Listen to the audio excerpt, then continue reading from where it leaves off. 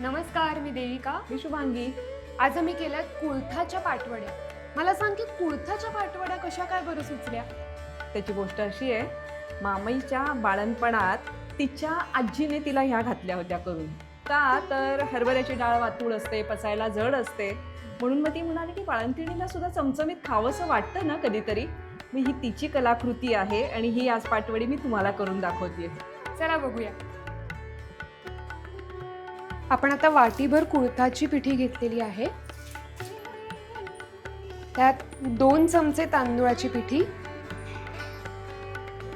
चवीपुरतं मीठ आणि आता पाणी घालून आपण हे ढवळून घेणार आहोत. आता पाटवडीला मी 1.5 चमचा तेल घेतलेलं आहे.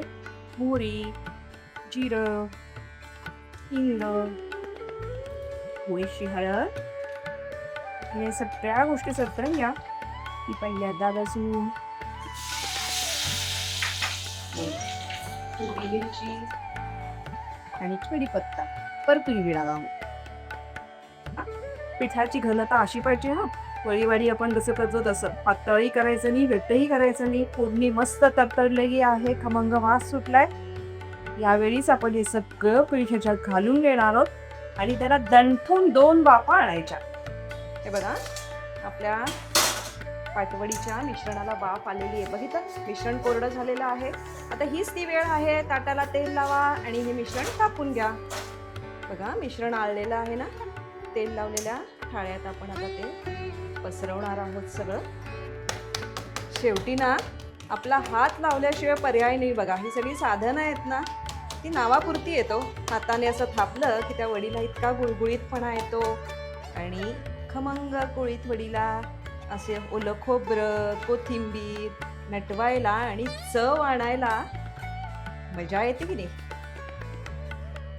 वडीचं मिश्रण कोमट किंवा गार झाल्यावरच वडी पाडा.